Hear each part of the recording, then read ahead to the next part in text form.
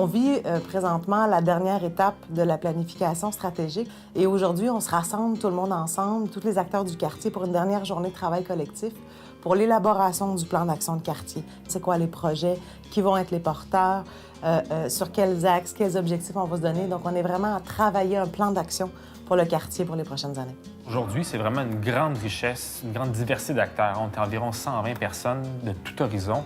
C'est vraiment l'occasion d'avoir les regards croisés des intervenants qui permettent, après ça, d'identifier des enjeux communs. Bien, ils travaillent ensemble, ça a vraiment une signification puis un impact majeur. On a participé à toutes les activités, à tous les événements, puis ça, c'est important. Ce que je souhaite dans une planification stratégique, c'est que les gens puissent se donner les moyens de le vivre pleinement. Puis c'est pas toujours facile, mais ça vaut vraiment la peine. C'est très motivant.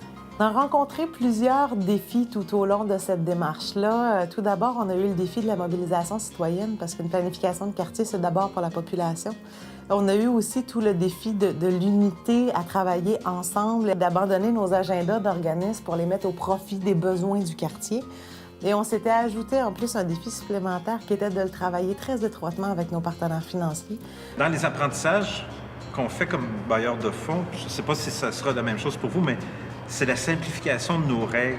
Parce qu'effectivement, d'avoir des exigences différentes, des échéanciers différents, c'est très complexe pour un milieu qui œuvre avec peu de moyens de gestion.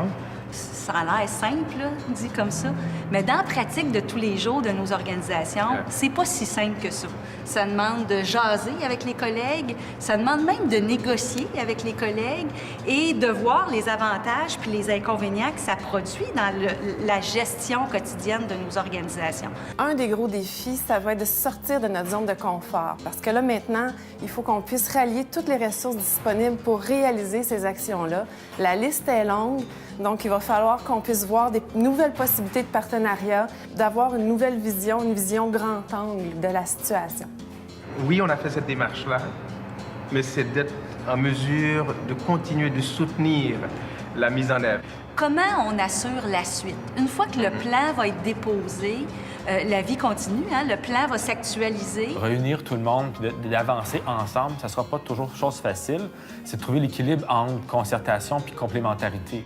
Et il n'y a pas uniquement que le soutien financier, on a le développement du leadership et du potentiel, on a le soutien au groupe pour qu'ils puissent développer leurs capacités, et que ce soit par rapport aux pratiques de gouvernance, à l'évaluation de projet. Alors, il y a différentes façons où on peut arriver à soutenir un groupe. Bien, je m'attends simplement à continuer d'être informée. Je vais me tenir au courant. Je pense qu'il n'y a pas que des attentes, mais on a des devoirs aussi comme citoyens de s'informer, de se tenir au courant de ce qui se passe. J'ai dit à mes amis, viens s'impliquer, impliquez-vous. C'est cette population-là qui est capable de nous dire ce dont elle a besoin, malgré toutes nos bonnes intentions. Et c'est d'avoir l'humilité de se mettre un peu en retrait et d'écouter ce qui peut émerger. Et ce qu'on a maintenant comme responsabilité, c'est d'essayer, autant faire se peut, de tout notre cœur, de trouver réponse à ces besoins-là dans nos grandes structures, puis d'essayer de les influencer, ces grandes structures. On a réussi une belle et grande mobilisation dans cette démarche-là. Je pense qu'on a su aussi développer un sentiment d'appartenance fort au quartier pour les gens qui ont travaillé autour de la planification stratégique et qui y ont participé.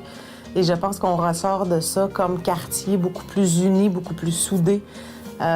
Et j'espère d'être capable de préserver ce sentiment d'appartenir à un quartier, ce sentiment d'appartenir à un grand tout, pour que l'intelligence collective et l'énergie du groupe puissent continuer à durer les 4 prochaines années.